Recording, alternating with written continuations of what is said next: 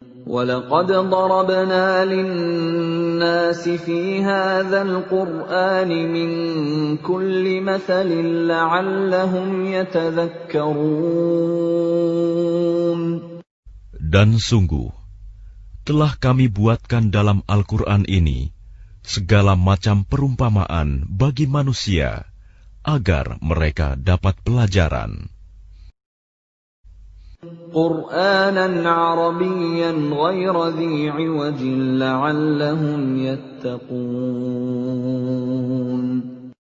Yaitu Al-Quran dalam bahasa Arab. Tidak ada kebengkokan di dalamnya, agar mereka bertakwa.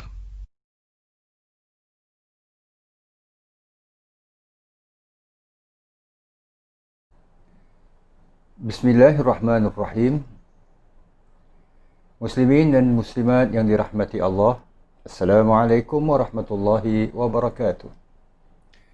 Alhamdulillah, wassalatu wassalamu ala man la nabiyya ba'dah, Nabiyyina Muhammadin ibn Abdullah sallallahu alaihi wasallam wa ala alihi wa sahbihi wa man tabi'ahu wa wala.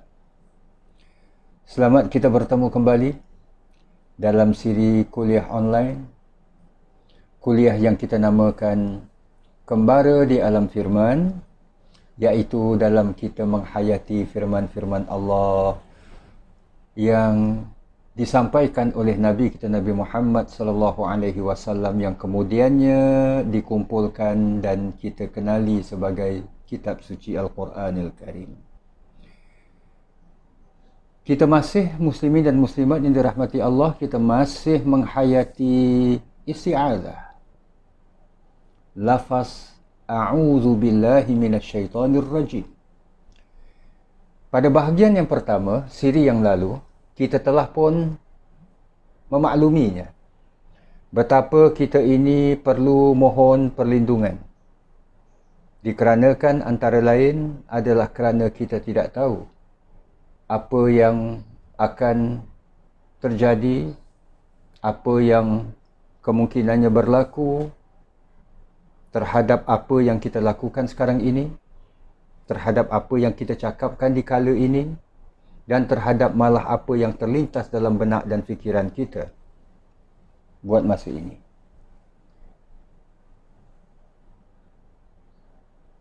Keduanya, bila kita mohon perlindungan, kita mohon perlindungan dengan Allah. So, siapa itu Allah? Mengapa kita perlu mohon perlindungan dengannya? Pertamanya, muslimin dan muslimat yang dirahmati Allah, dalam segmen ini, dalam bahagian ini, billahi. Kita insya-Allah selepas ini nanti, selepas kita melalui bahagian isti'adzah, kita akan menghayati dengan izin Allah surah Al-Fatihah, yang mana surah Al-Fatihah ini bermula dengan firman Allah ayat pertama, Bismillahirrahmanirrahim, dengan nama Allah yang Maha Pemurah lagi Maha Pengasih. So, kalau kita perhatikan Bismillahirrahmanirrahim, dengan nama Allah, dengan nama Allah. Tapi dalam bahagian a'udzubillah, aku berlindung dengan Allah. Kenapa tidak kita berlindung dengan nama Allah?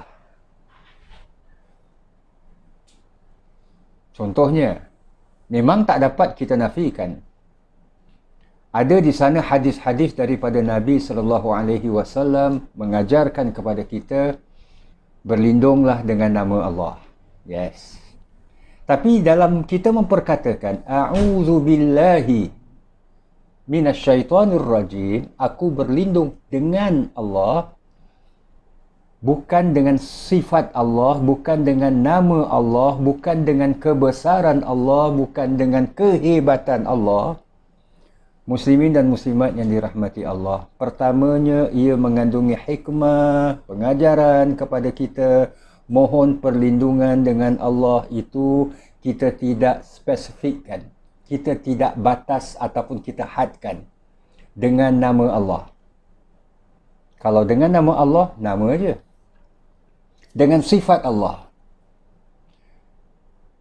dengan kekuatan Allah, dengan ilmu Allah, itu bila mana kita bataskan, kita hadkan, dia terbatas ataupun terhad begitu saja. Umpamanya kalau kita meminta daripada anak kita, maaf, ini bukan kita promote. Kita pun kalau beli barangan itu kena bayar juga, bukan dapat free. Umpamanya lah, kalau kita mengatakan kepada anak kita, ayah perlukan handphone, contoh saja. Anak ni bila ayahnya meminta untuk dibelikan handphone, beliau pergi mana-mana kedai handphone, beliau beli. Tak kira lah apa jenis, apa jenama, akan dibelikan. Mahal ke, murah ke, made in Japan ke, made in China ke, made in mana-mana pun dan sebagainya, dibeli. Tapi bila mana si ayah bataskan, ayah perlukan handphone jenis Samsung, contoh macam saya sebutkan tadi, kita bukan promote, maka si anak akan mencari jenama tersebut, tak akan mencari lainnya. Bila ayah mengatakan, ayah perlukan handphone jenis Samsung S10, contoh je lah, contoh je. Si anak akan mencari brand handphone dan model yang disebutkan, yang telah dibataskan, yang telah ditetapkan. Anak tak akan belikan jenis Samsung S3 umpamanya, sebab ayah minta S10. S3 dah absolut, dah lepas dah. Jadi muslimin dan muslimat yang dirahmati Allah, kita dapati bahawa bila kita mohon perlindungan dengan Allah, kita tidak bataskan. Sebab kita tahu, kita kalau mohon perlindungan dengan Allah Subhanahu wa taala daripada musibah ini, kita tahu Allah Maha Kuasa untuk mengangkat musibah ini.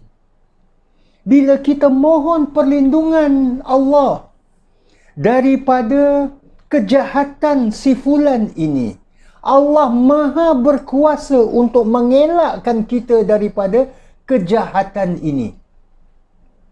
Apabila kita mohon perlindungan Allah Subhanahu wa taala daripada kita ini mungkin terkena dengan sihir contohnya, Allah Subhanahu wa taala Tuhan yang Maha berkuasa, Tuhan yang Maha segala-galanya akan mengelakkan kita daripada terkena sihir ini. Sebab kita tidak bataskan. Itu pertama. Keduanya, siapa itu Allah? Mengapa kita perlu bermohon dengan Allah? Muslimin dan muslimat yang dirahmati Allah, memang bagi setengah orang, dia faham kalau lafzul jalalah, ya biasa disebut lafzul jalalah, iaitu lafaz Allah yang dinamakan lafzul jalalah, ia adalah milik orang Islam. Itu yang sebahagian masyarakat kita yang bukan berbahasa Arab fahamnya demikian. Kalau Allah saja, oh ini mesti terkait dengan Islam. Muslimin dan muslimat yang dirahmati Allah. Orang-orang Arab di zaman jahiliyah, bahkan orang-orang musyrikin pun ada menamakan anak-anak mereka dengan Abdullah. Tak usah jauh-jauh, bapa Nabi sendiri. Bapa Nabi Abdullah. Nabi belum dilahirkan. Nabi dilahirkan, ayahnya telah wafat. Tapi ayahnya bernama Abdullah. Jadi muslimin dan muslimat yang dirahmati Allah, kalau kita perhatikan dalam hal ini, Allah yang difahami oleh orang-orang Arab, yang kita namakannya sebagai Tuhan, God,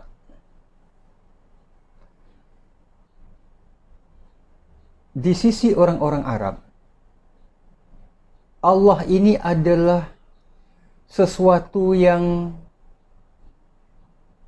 berkuasa dan kuasanya superpower, hebat. Kedua, ia disanjungi sehingga kan ketetapannya tak dapat diingkari. Ketiga, ia dipuja, disayangi, diagung-agungkan dan sebagainya. Almarhum Al-Ustaz Sa'id Hawa dalam kitab beliau yang cukup tebal, Al-Islam, mengupaskan dengan panjang lebar tentang makna asal usul perkataan Allah. Maka itu, Tuhan ataupun lafaz Allah ini yang digunapakai oleh orang-orang Arab sebagai sesuatu yang punya kuasa, yang kuasanya tak dapat ditandingi, yang punya kemahuan dan kehendak, yang mana kemahuan dan kehendaknya perlu dituruti, kena akur, kena ikut, yang mana ianya juga dipuja, disanjung, disayangi, diingat-ingati dan sebagainya. Maka itu kita dapati Allah ini ataupun yang dinamakan sebagai Tuhan, ianya disembah. Maka itu bila Nabi SAW mengajak orang-orang Makkah pertama kalinya kepada La ilaha illallah, tiada sebarang Tuhan kecuali Allah, maknanya Tuhan-Tuhan yang kamu akui sebagai punya super power, kuasa yang hebat, Tuhan yang kamu puja-puja, yang kamu sanjungi, Tuhan-Tuhan ini berbeza dengan Tuhan yang Muhammad serukan, Nabi kita SAW serukan.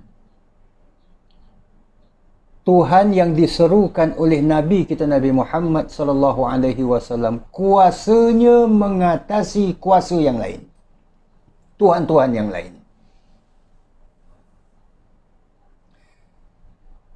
Kemampuannya, pengetahuannya mengatasi pengetahuan Tuhan-Tuhan yang lain. Muslimin dan muslimat yang dirahmati Allah,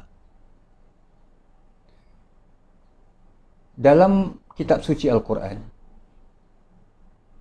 kan terkisah sejarah Nabi Allah Ibrahim alaihissalam. Di kala Nabi Allah Ibrahim semasa remajanya, Nabi Ibrahim kan dibesarkan di rumah Azar, seorang tua yang memelihara Nabi Allah Ibrahim. Sebahagian ulama menafsirkan sebagai ayah. Yang Azar ini seorang pembuat patung berhala. Bermakna Nabi Allah Ibrahim tumbuhnya, membesarnya dikelilingi dengan patung-patung berhala. Tapi Nabi Allah Ibrahim alaihissalam dikurniakan oleh Allah akal yang cerdas. Patung-patung yang dibuat yang kemudiannya disembah ini hapa pun tak ada, kata orang tu. Itu yang terkisah dalam Al-Quran. Bila mana kaumnya pergi ke suatu keramaian, Nabi Allah Ibrahim berikan alasan yang beliau ini saqim, beliau ni tak sihat. So bila mana kaumnya ini dah tinggalkan kampungnya ataupun untuk menuju ke majlis keramaian ini, Nabi Allah Ibrahim alaihissalam sendirian. Nabi Allah Ibrahim mencapai kapak dan pergi ke rumah berhala, rumah yang di mana ditempatkan patung-patung berhala macam-macam saiz, macam-macam nama. Nabi Allah Ibrahim alaihissalam hancurkan patung-patung berhala. Tetapi sebelum Nabi Allah Ibrahim alaihissalam menghancurkan patung-patung berhala yang diceritakan oleh Al-Quran dengan begitu detail, cukup terperinci, Nabi Allah Ibrahim bertanya kepada mereka. Kalau boleh kita gunakan gaya bahasa kita, Nabi Allah Ibrahim bertanya kepada mereka, apa sah korang kat sini? Korang tak pergi makan ke? Ala ta'kulun?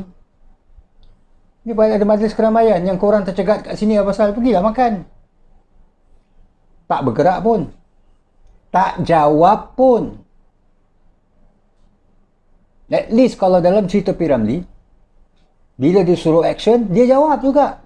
Tuan suruh saya action, tuan tak suruh saya cakap. Itu dia. Jadi muslimin dan muslimat yang dirahmati Allah, bila Allah Subhanahu wa taala menceritakan dalam Al-Quran, Nabi Allah Ibrahim alaihissalam sebelum nak menghancurkan patung-patung berhala ni, Nabi Ibrahim tanya dulu. Mereka tak boleh jawab. Kemampuan untuk menjawab tak boleh. Bila tak boleh menjawab, macam mana nak menjawab doa? Macam mana nak kabulkan permintaan? Tu. Kedua, kalaulah Tuhan-Tuhan yang disembah, patung-patung berhala ni, tahu sesuatu yang in future yang akan berlaku, bila Nabi Allah Ibrahim berikan alasan, aku sakit lah, aku tak dapat pergi, korang pergilah keramaian tu, silakan, biar aku kat rumah aja. Muslimin dan muslimat dirahmati Allah, kalau Tuhan-Tuhan berhala ni tahu rancangan Nabi Allah Ibrahim, mereka dah cabut dah. Mereka dah hilangkan diri sekurang-kurangnya, ataupun mereka berkuasa kan, mereka datangkan betul-betul Nabi Ibrahim sakit, bukan action ni sakit. Ataupun contoh ajalah, mereka butakan mata Nabi Allah Ibrahim alaihissalam yang mulia, biar Nabi Ibrahim tak nampak, umpamanya lah. Jadi tak dapat buat sesuatu atas mereka kan, patung-patung berhala ni. Tidak. Mereka tak ada kemampuan. Tak ada kemampuan, dan bila mana Nabi Allah Ibrahim menghayunkan kapaknya, menghancurkan mereka, tak ada kemampuan mereka untuk menepis, mengelak, buka pencak ke apa ke, umpamanya lah. So muslimin dan muslimat yang dirahmati Allah, bila Nabi kita menyeru kepada La ilaha illallah, tidak ada sebarang Tuhan melainkan Allah. So, orang-orang musyrikin Quraisy ini mereka tahu Allah yang dimaksudkan oleh Muhammad ini berbeza, lain daripada Allah yang mereka faham. Itu yang mereka menolak, walaupun lafaznya sama. Allah, Tuhan yang kita sembah, yang punya kekuatan, yang punya keupayaan mengetahui masa depan, dan sebagainya. Maka kita bermohon untuk kita berlindung dengan Allah ini, Tuhan satu-satunya. Tuhan yang maha mampu atas segala-galanya. Tuhan yang berkuasa menentukan, menetapkan. Tuhan yang telah allazi khalaqa, yang telah menciptakan, fasawwa, dan yang menyempurnakan ciptaannya. Wallazi qaddara fahada. Tuhan yang juga yang menetapkan, menentukan, mentakdirkan sesuatu dan mengurniakan petunjuk. Tuhan tahu keupayaan kita, setiap kita. Jangankan begitu, Tuhan ini tahu di mana kelebihan dan kelemahan kita. Kita sendiri kadang kita tak tahu di mana strength kita, kekuatan kita, di mana weaknesses kita, di mana kelemahan-kelemahan kita. Kadang kita tak tahu. Tapi Allah Subhanahu wa taala, Tuhan yang diserukan oleh Nabi kita ini, yang kita mohon perlindungan dengannya ini, Maha mengetahui. Dan sudah barang tentu, kalau Allah ini levelnya sama dengan Tuhan-Tuhan yang diserukan ataupun Tuhan-Tuhan yang disembah oleh orang-orang musyrikin Quraisy, tak ada beza apa? No point dakwah Nabi ini. Tak mungkin. Muslimin dan muslimat yang dirahmati Allah.